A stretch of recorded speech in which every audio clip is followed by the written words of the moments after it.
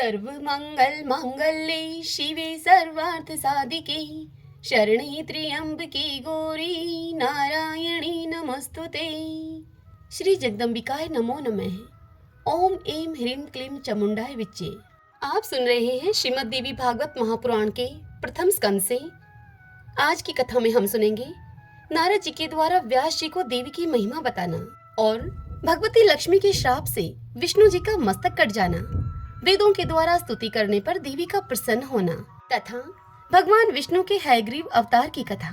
समस्त ऋषिगण बोले सूत जी से कि हे सौम्य, महर्षि व्यास की किस पत्नी से सुखदेव जी उत्पन्न हुए, उनका जन्म किस प्रकार हुआ और किस प्रकार से उन्होंने इस संहिता का सम्यक अध्ययन कर लिया।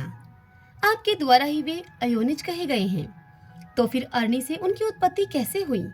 हे महामते, इसमें हमें महान संशय हो रहा है, आप उस संशय का समाधान करें। हम लोगों ने पहले ही सुना है कि महातपस्वी सुखदेव जी गर्भ योगी थे। ऐसी स्थिति में उन्होंने इतने विस्तृत पुराण अर्थात श्रीमद् देवी भागवत का अध्ययन कैसे कर लिया?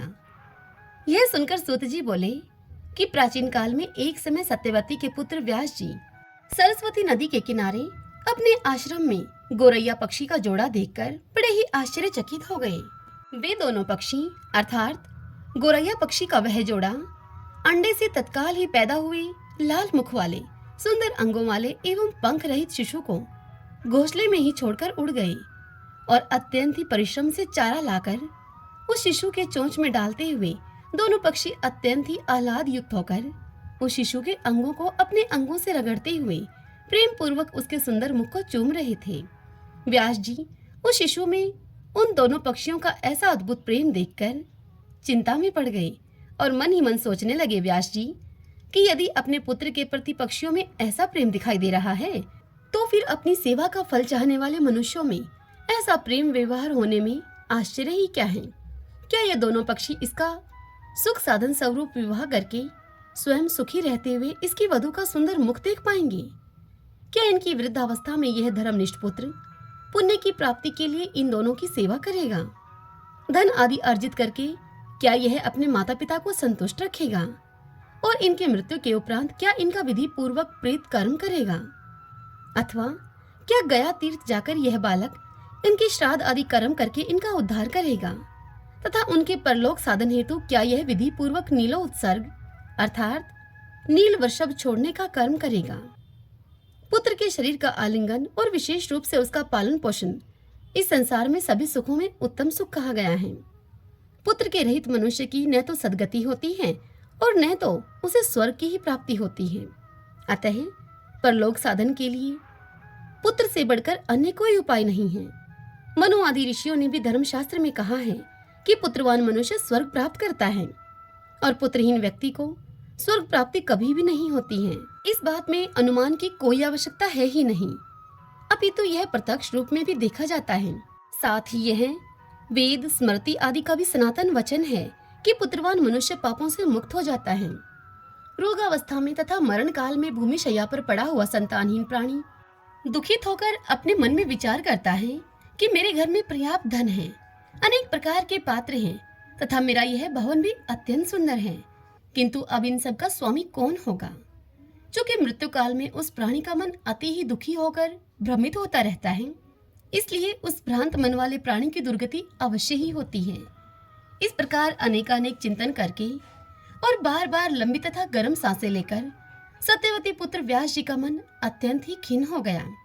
इसके बाद मन में बहुत सोच विचार करके अत्यंत दृढ़ निश्चय करके वे व्यास जी तपश्चर्या के लिए मेरु पर्वत पर चले गए। उन्होंने मन में विचार किया कि मैं विष्णु, रुद्र, इंद्र, ब्रह्मा, सूर्य, गणेश, कार्तिकेय, अग्नि एवं वरुण इन देवताओं में किस देवता की आराधना करूं, जो वर प्रदान करने में उदार तथा अभिष्ट फलों को देने वाला हो। इस प्रकार व्यास जी अपने मन में विचार कर ही रहे थे कि उसी समय संयोगवश मुनि श्रेष्ठ नारद जी अपने हाथों में वीणा धारण किए हुए वहां पर आ गए। उन्हें देखकर सत्यवती के पुत्र व्यास जी अत्यंत ही प्रसन्न हुए और उन्होंने अर्घ्य तथा आसन प्रदान करके देव ऋषि नारद से उनकी कुशल क्षेम पूछी।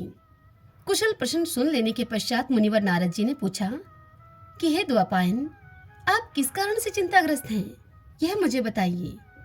तब तब व्यास मुनि नारद जी से बोले, हे नारद जी, संतानहीन व्यक्ति की सद्गति नहीं होती और कभी भी उसके मन में सुख की अनुभूति नहीं होती। इसी बात को लेकर मैं अत्यंत दुखित हूँ और बार बार यही सोचता रहता हूँ, मैं अभिलाषित फल देने वाले किस देवता को अपनी तपस्या साधना से प्रसन्न करूं। इसी चिंता में मैं पड़ा हुआ हूँ और अब मैं इसके साधन हेतु आपकी शरण में हूँ। हे महर्षि, आप सब कुछ जानने वाले हैं। हे कृपा सिंधु, आप मुझे शीघ्र ही बताइए कि मैं किस देवता की शरण में जाऊं जो कि प्रसन्न होकर मुझे पुत्र प्रदान कर दें। सूत जी इस कथा को सुनाते हुए मुनियों से आगे कहते हैं। सूत जी बोले, व्यास जी के द्वारा इस प्रकार पूछे जाने पर वेद वेता तथा महामना महर्षि नारद जी अत्यंत ही प्रेम पूर्वक कृष्ण द्वैपायन से कहने लगे। नारद जी व्यास जी से बोले कि हे पराशर तनय, हे महाभाग, आपके द्वारा जो प्रश्न यहाँ मुझसे पूछा गया है वैसा ही प्रश्न पूर्व काल में मेरे पिता ब्रह्मा जी ने मधुसूदन भगवान विष्णु से किया था। मेरे पिता ब्रह्मा जी कौस्तुभ मणि की प्रभा से दीप्तिमान, शंख चक्र गदा और पद्म धारण करने वाले, पीत वस्त्र को धारण करने वाले, 4 भुजाओं वाले, श्री वत्स चिन्ह से विभूषित वक्ष स्थल वाले, सभी लोगों के कारण स्वरूप देवादिदेव जगत गुरु जगदीश्वर वासुदेव देवेश जगतपति श्रीनाथ विष्णु को ध्यान में अवस्थित करके कठोर तप करते हुए देखकर अत्यंत ही विस्मय में पड़ गए। और मेरे पिता ब्रह्मा जी ने उनसे पूछा। ब्रह्मा जी बोले विष्णु भगवान से कि हे देवादिदेव, हे जगन्नाथ, हे भूत भविष्य और वर्तमान के स्वामी, आप किस लिए यह कठोर तपस्या कर रहे हैं? हे जनार्दन, आप किसके ध्यान में लीन हैं? हे देवेश, यह देखकर मैं परम विस्मय में पड़ गया हूँ। किस मस्त विश्व का स्वामी होते हुए भी आप ऐसा ध्यान कर रहे हैं? भला इससे बढ़कर अन्य कौन सी विचित्र बात होगी? आपके नाभि कमल से प्रादुर्भूत होकर मैं संपूर्ण लोकों के कर्ता के रूप में अधिष्ठित हूँ। हे लक्ष्मीपते, आपसे भी बढ़कर श्रेष्ठतर और कौन देवता है?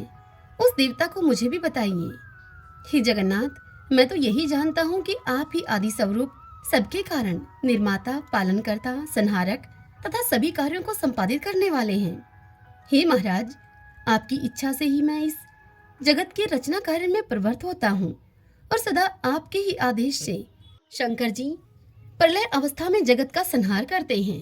हे ईश, आपकी आज्ञा से ही सूर्य आकाश में नियमित रूप से भ्रमण करता है, शुभ तथा अशुभ हवा चलती है, अग्नि ताप धारण करती है और मेघ वृष्टि करता है। आप किस देवता का ध्यान कर रहे हैं? यह मेरी महती शंका है। मैं तो तीनों लोकों में आपसे बढ़कर अन्य किसी देवता को नहीं जानता हूँ।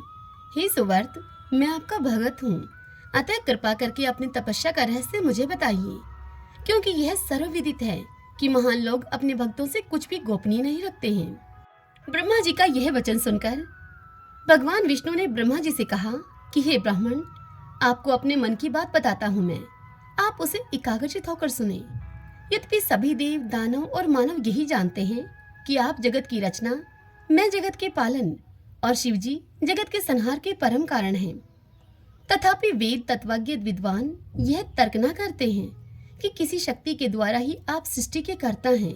मैं भरता हूँ और शंकर जी हरता हैं। जगत की रचना के लिए आप में राजसी शक्ति विद्यमान है, मुझ में सात्विकी शक्ति स्थित है और शिव जी में तामसी शक्ति बताई गई है। उस शक्ति के न रहने पर आप न तो सृष्टि रचना कर सकते हैं, न ही मैं पालन कार्य में उस पालन के कार्य को करने में समर्थ हो सकता हूँ, और न तो शंकर संहार कर सकते हैं। हे विभो, हम सभी निरंतर उसी शक्ति के अधीन रहते हैं।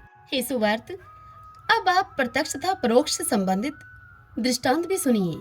इसमें कोई संशय नहीं है कि मैं प्रतंत होकर शेष शैया पर शयन करता हूँ और उसी शक्ति के अधीन होकर समय पर काल का वशीवर्ती होकर मैं शयन से उठता हूँ। उसी शक्ति का अवलंबन प्राप्त करके मैं सदा ही तपश्चरण करता रहता हूँ। मैं कभी लक्ष्मी के साथ सुखपूर्वक विहार करता हूँ और कभी दानवों के साथ अत्यंत भीषण, शरीर को चूर्ण कर देने वाला तथा लोगों को भयभीत कर देने वाला युद्ध भी करता हूँ। हे धर्मज्ञ, आप यह तो प्रत्यक्ष जानते हैं कि पूर्व समय में मेरे द्वारा उस महासिंधु में 5000 वर्षों तक भीषण बाहु युद्ध किया गया था।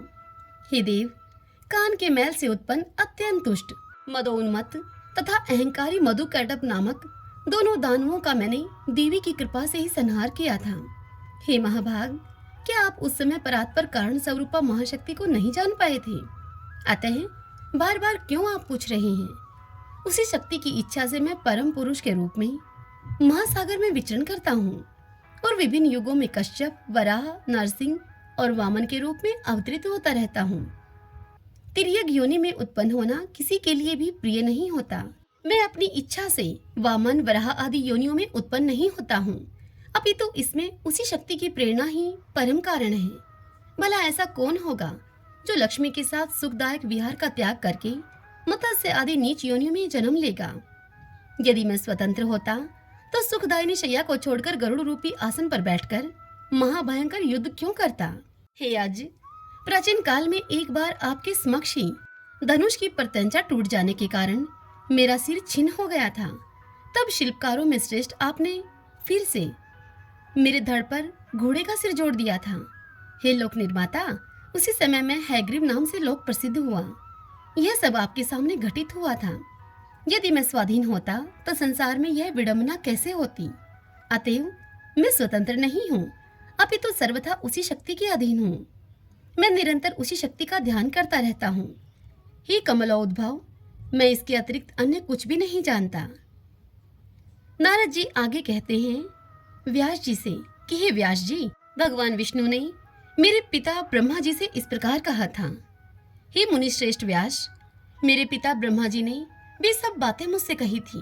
अतः आप भी कल्याणकारी पुत्र प्राप्ति के उद्देश्य से सर्वथा संशय रहित होकर अपने हृदय कमल में देवी भगवती के चरणारविंद का ध्यान कीजिए। वे देवी आपके समस्त अभिलाषित फलों को अवश्य प्रदान करेंगी। सूत जी इतनी कथा सुनाते हुए मुनियों से बोले कि नारद जी के ऐसा कहने पर सत्यवती के पुत्र व्यास जी देवी के चरणारविंद में अपना ध्यान केंद्रित करते हुए तपश्चर्या हेतु पर्वत पर चले गए।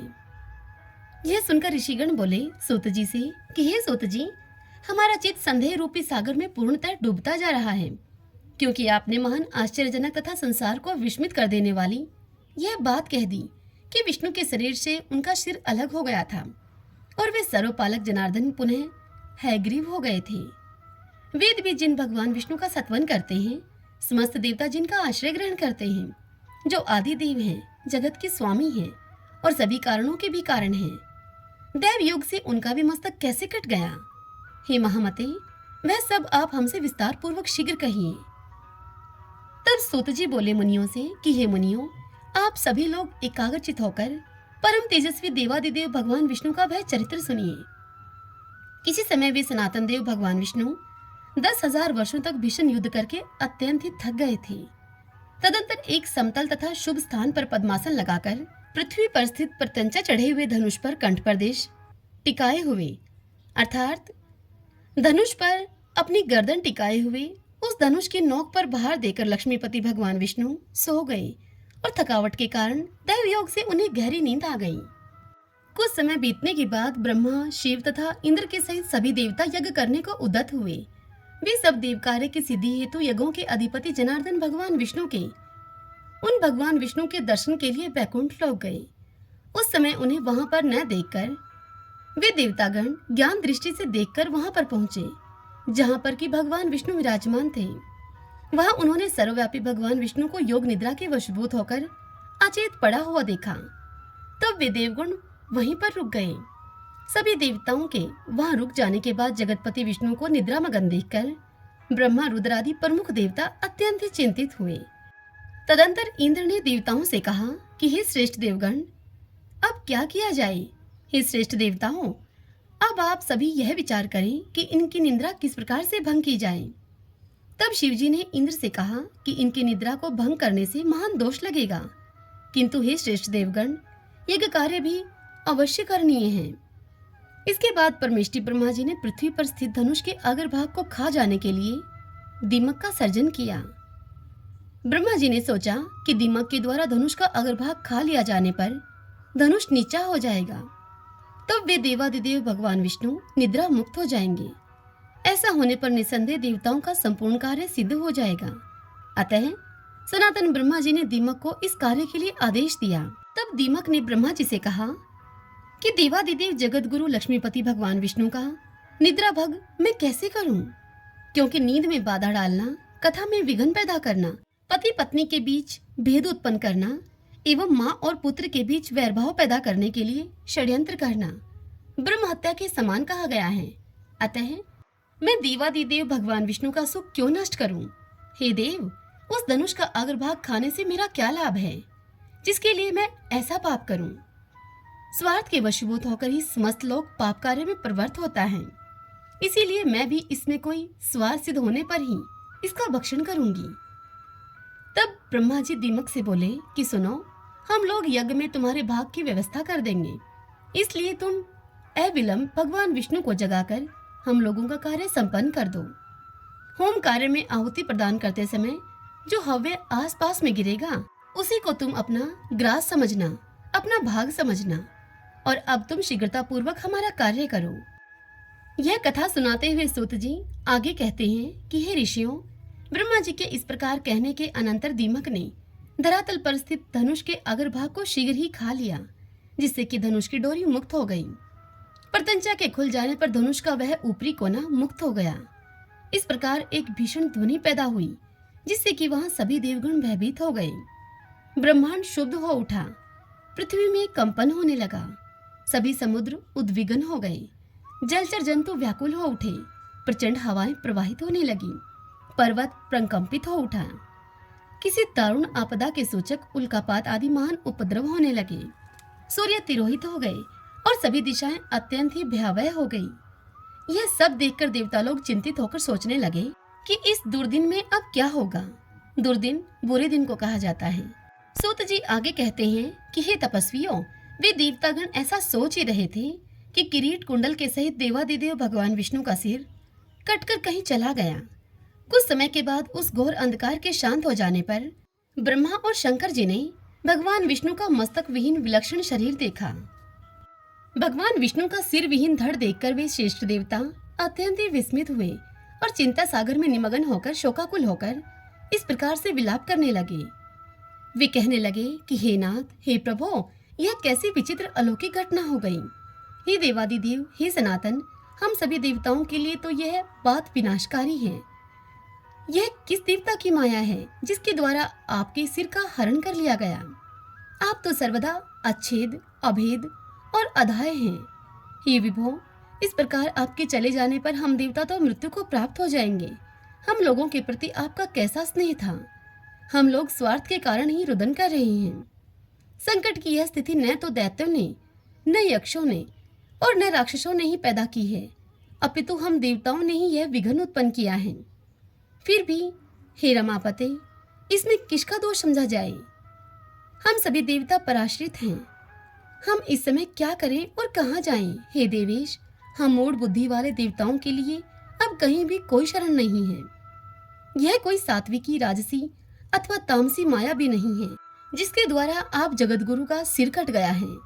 सूत जी आगे कहते हैं कि तब शिव के सहित समस्त देवताओं को करुण कंद्रन करते हुए देखकर वेद वेताओं में श्रेष्ठ देवगुरु बृहस्पति जी ने उन्हें सांत्वना देते हुए कहा। देवगुरु बृहस्पति जी बोले देवताओं से कि हे महाभागो, अब इस प्रकार कंद्रन करने से क्या लाभ है? इस समय तो विवेक का आश्रय लेकर कोई उपाय करना चाहिए। हे देवेंद्र, भाग्य एवं पुरुषार्थ दोनों ही समान श्रेणी के हैं, फिर भी उपाय करना ही चाहिए और वह दैवयोग से ही सफल होता है। तब इंद्र बोले, अनर्थकारी पुरुषार्थ को धिक्कार है। मैं तो दैव को श्रेष्ठतर मानता हूँ, क्योंकि हम देवताओं के देखते ही देखते विष्णु का सिर कट गया। तब ब्रह्मा जी बोले कि काल के द्वारा जो भी शुभाशुभ कर्मों का फल निर्धारित है उसे अवश्य ही भोगना पड़ता है। भाग्य का अतिक्रमण कौन कर सकता है? प्रत्येक प्राणी काल कर्म के अनुसार सुख दुख भोगता ही है, इसमें कोई संदेह नहीं है। जिस प्रकार पूर्व काल में काल की प्रेरणा से शंकर जी ने मेरा मस्तक काट दिया था, ठीक उसी प्रकार श्राप के कारण शिव जी का लिंग कटकर गिर गया था, और उसी प्रकार आज विष्णु का सिर कटकर लवण सागर में जा गिरा है। दैव योग से ही इंद्र को भी सहस्त्र भगों की प्राप्ति हुई। उन्हें दुख भोगना पड़ा। वे स्वर्ग से च्युत हो गए और मान सरोवर के कमल में रहने लगे। इस संसार में जब इन महाभाग देवताओं को भी दुख का भोग करने के लिए विवश होना पड़ा है, तो फिर दुख भोगने से भला कौन वंचित रह सकता है? अतएव आप लोग शोक का परित्याग कर दें और उन महामाया विद्या रूपा सनातनी ब्रह्मा विद्या तथा जगत को धारण करने वाली देवी का ध्यान कीजिए। जिनके द्वारा यह चराचर संपूर्ण त्रिलोक व्याप्त है, वे निर्गुणा परा प्रकृति हम लोगों का समस्त कार्य सिद्ध कर देंगी। सुत जी मुनियों से आगे कहते हैं कि हे मुनियों, देवताओं से इस प्रकार कहकर ब्रह्मा जी ने कार्य की सिद्धि की कामना से अपने सम्मुख शरीर विद्यमान वेदों को आदेश दिया। ब्रह्मा जी ने वेदों से कहा कि आप लोग समस्त कार्यों को सिद्ध करने वाली परा अम्बा ब्रह्म विद्या सनातनी तथा निगूढ़ अंगों वाली महामाया का सत्वन कीजिए। उनका यह वचन सुनकर समस्त सुंदर अंगों वाले वेद जगत की आधार स्वरूपा तथा ज्ञान गम्या महामाया की स्तुति करने लगे। वेदों ने स्तुति करते हुए कहा कि हे देवी, हे महामाये, हे विश्वोत्पत्ति कारिणी, हे शिवे, हे निर्गुणे, हे सर्वभूतेशी, हे शिव कामार्थ प्रदायिनी माता, आपको नमस्कार है। आप सभी प्राणियों को आश्रय देने के लिए पृथ्वी स्वरूपा हैं तथा प्राणीधारियों की प्राण भी हैं। बुद्धि, श्री, कांति, क्षमा, शांति, श्रद्धा, मेधा, धृति एवं स्मृति सभी कुछ आप ही हैं। ओमकार में अर्धमात्रा के रूप में आप ही विराजमान हैं। आप गायत्री, भू, भुवः, स्वाहा आदि व्याहर्ती, जया, विजया, धात्री, लज्जा, कीर्ति, स्पृहा एवं दया सभी कुछ आप हैं। हे अम्ब, आप तीनों लोकों के रचना तंत्र में दक्ष, करुण रस से युक्त, सभी प्राणियों की माँ, विद्या, कल्याणी, सभी प्राणियों की हित साधिका, सर्वश्रेष्ठ वाग बीज मंत्र में वास करने में निपुण तथा संसार का कलेश दूर करने वाली हैं। हम आपकी स्तुति करते हैं। ब्रह्मा, शंकर, विष्णु, इंद्र, सरस्वती, अग्नि, सूर्य तथा सभी भुवनों के स्वामी आपके द्वारा ही निर्मित किए गए हैं, अतः उनकी अपनी कोई विशेषता नहीं है। आप ही सभी चराचर जगत की माता हैं। हे जननी, जब आप जगत की रचना की कामना करती हैं, तब आप सर्वप्रथम ब्रह्मा, विष्णु, महेश इन प्रमुख देवों का सर्जन करती हैं। उन्हीं के माध्यम से एकमात्र आप ही जगत का सर्जन, पालन एवं संहार कार्य पूर्ण कराती हैं। हे देवी, आप में संसार का लेश मात्र भी नहीं रहता। हे देवी, संपूर्ण संसार में ऐसा कोई भी निपुण प्राणी नहीं है जो आपके रूप को जान सके, और न तो ऐसा कोई योग्य मनुष्य है जो आपके नामों की संख्या की गणना करने में समर्थ हो। जो थोड़े से जल का संस्तरण करने में असमर्थ हो, वह बुद्धि संपन्न मनुष्य भला महासागर को पार करने में कैसे कुशल होगा। हे भगवती, आपके अंतहीन वैभव को जान सकने में देवताओं में कोई भी समर्थ नहीं है। एकमात्र आप समस्त विश्व की माता हैं। आप अकेले ही इस संपूर्ण मिथ्या जगत की रचना कैसे करती हैं? हे देवी, एकमात्र वेद वाक्य ही आपके इस सृष्टि कार्य की प्रमाणिकता सिद्ध करते हैं। हे भगवती, समग्र जगत की परम कारण स्वरूपा होती हुई भी आप इच्छा रहित हैं। अहो, आपका अद्भुत चरित्र हमारे मन को विस्मित कर देता है। समस्त वेदों से भी आगे आपके गुणों एवं प्रभावों का वर्णन हम लोग भला किस प्रकार कर सकते हैं, क्योंकि स्वयं आप भी अपने परम तत्व को नहीं जानती। हे जननी, क्या आप भगवान विष्णु के सिरोच्छेदन की घटना नहीं जानती हैं? हे शिवे, अथवा क्या यह जानकर भी आप मधुजित विष्णु की शक्ति की परीक्षा करना चाहती हैं? हे माता, अथवा क्या यह विष्णु के महान पाप समूह का फल है? किंतु आपके चरण कमलों का भजन करने में निपुण प्राणी से तो पाप हो ही नहीं सकता। हे माता, आप इस देव समूह की भारी उपेक्षा क्यों कर रही हैं? भगवान विष्णु के मस्तक कटने की घटना हमारे लिए अत्यंत आश्चर्यजनक तथा महान कष्टदायक बात है। हे माता, आप जनन रूपी दुख का नाश करने में कुशल हैं। अब यह नहीं जान पा रहे हम कि विष्णु के सिर संयोजन में विलंब क्यों हो रहा है। हे देवी, सभी देवताओं के देवत्व अभिमान रूपी दोष को अपने मन में समझकर आपने ही ऐसा किया है, अथवा देवजन्य दुष्कृत को विष्णु में स्थापित किया है, अथवा विष्णु को संग्राम विजय करने का अहंकार हो गया था, जिसे अतिशीघ्र ही दूर करने के लिए आपने यह लीला रची है। हे माता, हम आपके मनोभावों को समझने में पूर्णतः असमर्थ हैं। हे भगवती, अथवा युद्ध में पराभूत किए गए दैत्यों ने किसी मनोहर तीर्थ में घोर तपस्या करके आपसे वरदान प्राप्त कर लिया है, जो विष्णु के सिर कटने का कारण बना है। हे भवानी, अथवा विष्णु को सिर विहीन रूप में देखने के लिए आप इस समय कोई विनोद कर रही हैं। हे आधे, आप सिंधु सुता लक्ष्मी पर किसी कारण से आक्रोशित तो नहीं हैं? आप उन्हें स्वामी विहीन किस लिए देखना चाह रही हैं?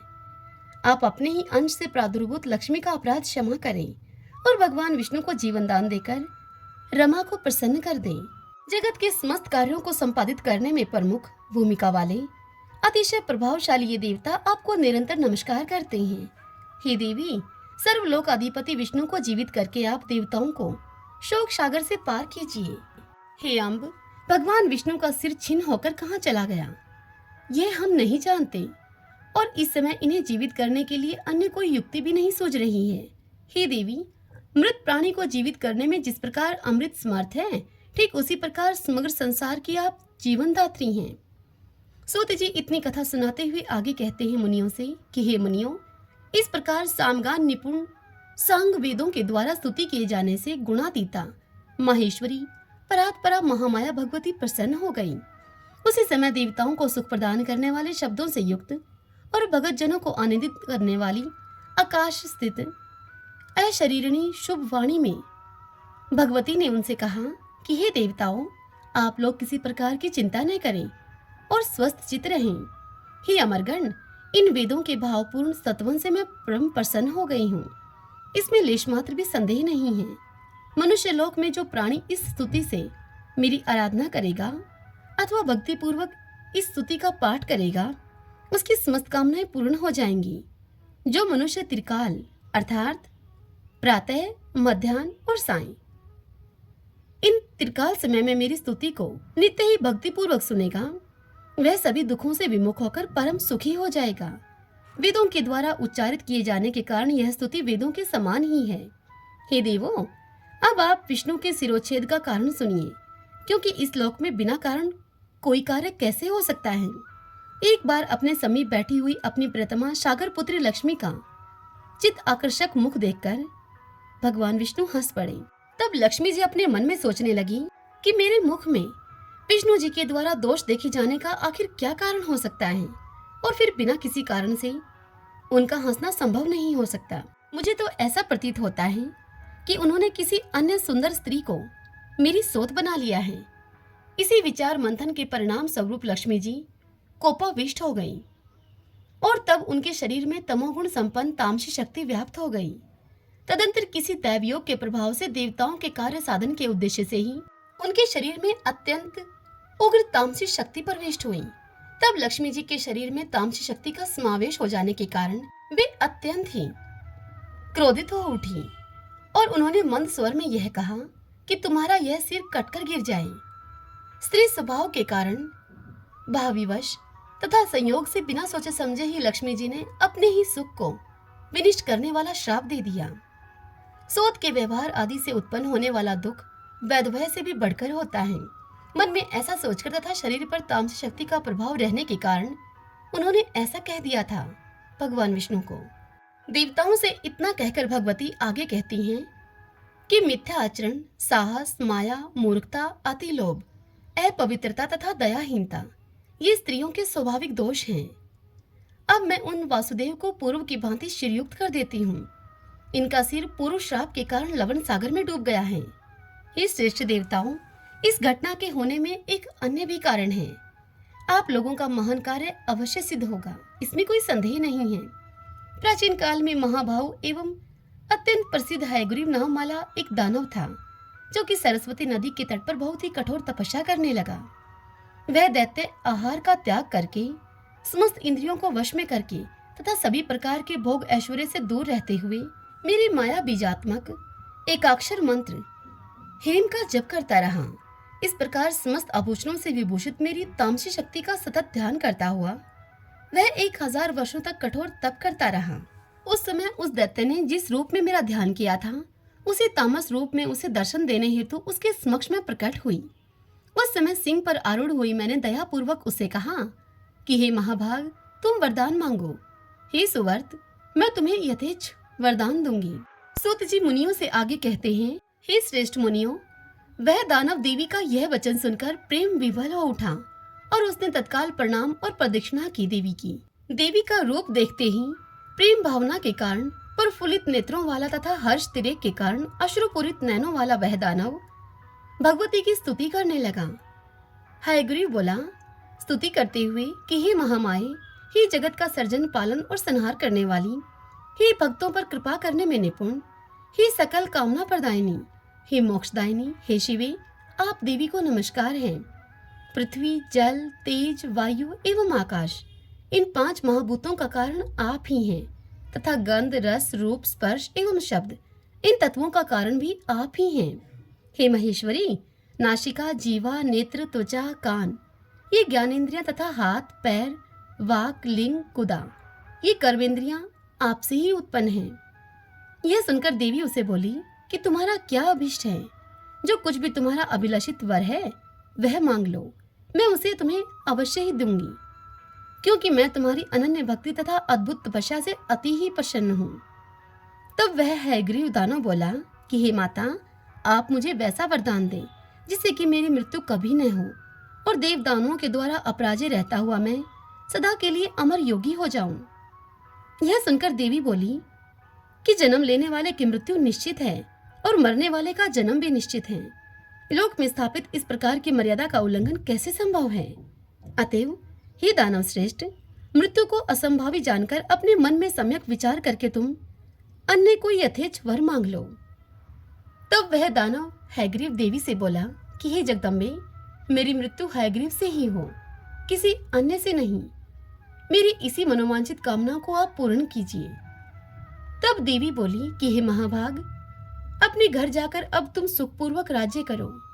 हयग्रीव के अतिरिक्त अन्य किसी से भी तुम्हारी कदापि मृत्यु नहीं होगी। उस दैत्य को यह वरदान देकर मैं अंतर्ध्यान हो गई और वह भी परम प्रसन्न होकर अपने घर को लौट गया। वह दुष्ट आत्मा इस समय मुनिजनों तथा वेदों को हर प्रकार से पीड़ित कर रहा है और तीनों लोकों में कोई भी ऐसा नहीं है जो उसका संहार कर सके। अतः त्वष्टा इस अश्व का मनोहर सिर अलग करके उसे इन सिर विहीन विष्णु के धड़ पर संयोजित कर देंगे। तत्पश्चात देवताओं के कल्याणार्थ भगवान हयग्रीव उस पाप आत्मा, अत्यंत क्रूर तथा दानवी स्वभाव वाले महाअसुर हयग्रीव का संहार करेंगे।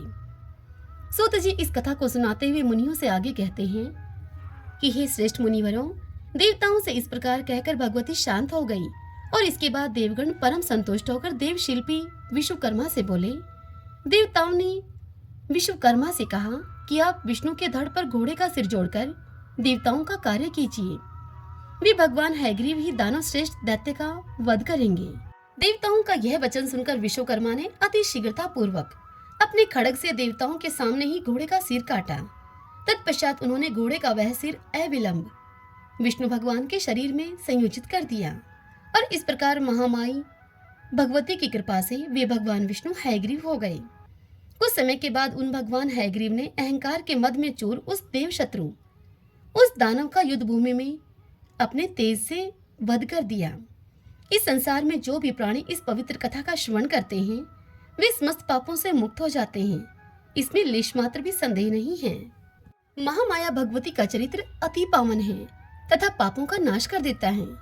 इस चरित्र का पाठ तथा श्रवण करने वाले प्राणियों को सभी प्रकार की संपदाएं अनायास ही प्राप्त हो जाती हैं। जय माता दी। भगतजनों, आज की यह कथा यहीं पर पूर्ण हुई।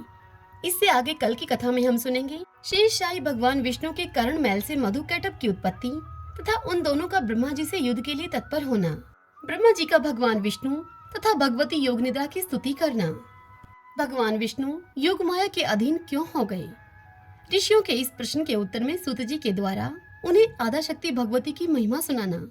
कल हम इस पावन कथा का रसपान करेंगे।